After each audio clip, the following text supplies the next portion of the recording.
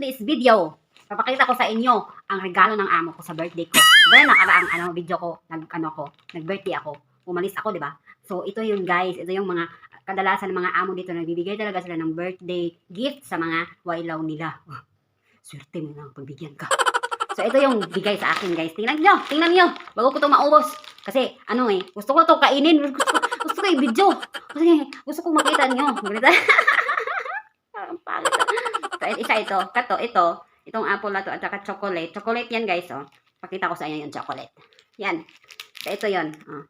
Yan. Chocolate yan. Bigay ng amo ko kasi birthday gift daw niya sa akin. So, sabi, may meaning pa to. Sweet, daw. My sweet birthday. Ganyan. Tapos, may apple pa siya, guys. Yan. Oh, may apple. Ito yung regalo ng amo ko ngayon, ng amo ko. Tapos, may bag pa ako dito. Kasi, narigalo din to ng anak ni Lola. So, ito yon. Yan, yung anak ni Lola, nagregalo din siya sa akin ng bag. Cute na bag. Tapos, lagay ko na ito ng cellphone dito sa loob. Yes, nilagayan siya ng cellphone, guys, dyan. At saka ito, so cute. So cute na bag.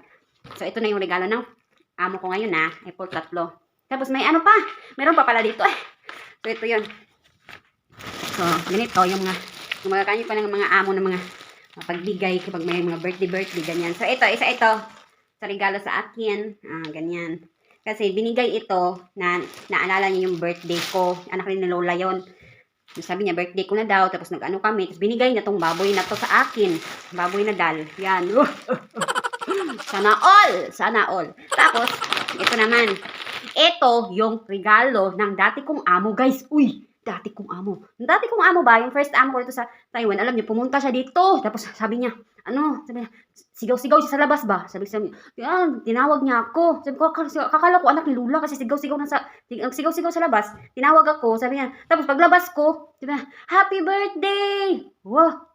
Ay, na-shock talaga ako kasi dati talaga, sa amo ko pala talaga dati, ganyan talaga siya. Kapag birthday ko, November pa lang guys.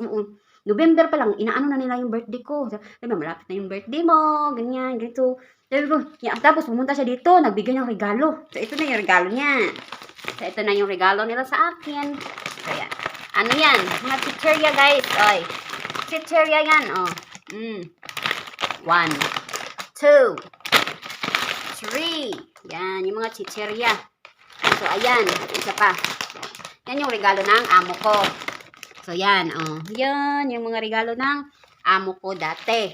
Tapos, may isang ano pa yan, May isang, so, ayan. Yan yung regalo ng amo ko dati. So, yan. Hindi nila nakakalimutan yung birthday ko, guys. Uy, Kasi sabi ko nga sa kanila, pumunta sila dito, nagbigay sila ng So, ito na yung mga regalo sa akin. Kita natin lahat yan, Bago ko pa yan maubos. Kasi uubusin ko na yan. Uubusin ko na yan mamaya. Kakuhaan ko na ganito, Nakunan ko na to. Kinain ko na to, pero gusto kong, kasi video kasi para mapakita ko ba na mga regalo yung mama ko, guys. Tapos, sabi ko sa kanila, hala, hindi nyo nakalimutan yung birthday ko. Kasi talaga ako para ba? Kasi, di ba? Ang naman kaya, pag nalala ng amo mo yung dating amo mo, yung mga amo mo yung birthday mo, tapos binigyan ka pa ng regalo, di ba? Minsan lang naman yan, hindi naman lahat ng amo ganyan, guys. Kaya sabi ko, hindi nyo pala nakalimutan yung birthday ko. Tapos sabi nila, hindi I always talaga yan.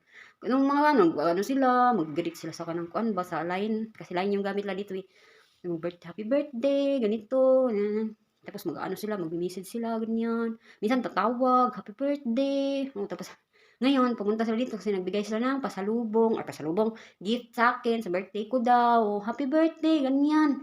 Ay, talaga. Sabi ko, always naman yan. Tapos, hindi lang yan. May mga damit pa, guys. Uy, hindi lang ito. Hindi lang ito yung bigay nila, May mga damit pa. Tapos, hindi ko lang pinakita kasi, yung mga damit, mga t-shirt ba? Mga t-shirt yung nabigay nila. Wow. I'm so thankful kasi nagkaroon ako ng mga among ganyan. Mabait naman yung mga amo dito. Hindi lahat. Lahat yung mga video ko, sinasabi ko, yung mga ugali. Kasi hindi naman first time pagpunta dito, hindi yan mabait. Ipakita yung mabait, mga 1 month, ganyan. Pero paglipas ng panahon, ano mo lang kasi, isipin mo, 3 years yung kontrata mo dito. Sa loob ng 3 years, hindi yan magagalit. Sa loob ng 3 years, hindi mo malalaman yung ugali. Malalaman mo. Kasi magagalit yan. Malalaman mo ano talagang ugali niyan. Hindi kayo magkakaintindihan, ganito. Tapos, pero masasanay ka. Kaya sinasabi ko, kahit na hindi maganda yung ugali ng amo mo, sa kalaunan o sa katagalan ng mga ng kontrata mo dito, masasanay ka din. Tapos maano mo din yung ugali nila hanggang sa bumait sila, hanggang ganyan ba, nang maanohan mo na sila. Kasi kahit yung amo ko, kahit ako, yung nagtatrabaho ako dito, hindi naman talaga siya mababait. Hindi, nag-aaway nga kami minsan eh. Pero, yun nga, nasasanay ka, nag-a-adjust din kayong dalawa, kasi nag-a-adjust ka sa kanila, sila din nag-a-adjust sa'yo, sa ugali mo, ganito ba, ganyan ba? So, nag-aanuhan pa kayo ng mga ugali niyo, hanggang sa masanay kayo, maging mabait na, tapos maanuhan mo na, para mag-aan mo na ng loob, ganyan ba, makuha mo na yung loob ng amo mo, hindi ba, maging magaan na yung trabaho mo, ganyan naman talaga, kaya nga tumatagal sa amo, di ba, kasi nasasanay. Basta, ang importante, huwag kang sumuko, huwag kang sumuko, kahit na parang ang hirap na ng trabaho mo, ang sakit na sa dibdib, parang kung pinapagalitan ka man parate, kung pagod na pagod ka man sa trabaho mo, isipin mo lagi, bakit ka nag-abroad? Bakit ka nag-apply pa abroad? Ano yung mga plano mo? Kung parang pang ganun ba? Kung sukong-suko ka na, gusto mo nang sumuko sa trabaho mo, or gusto mo nang sumuko sa ano ba, sa amo mo, ganyan.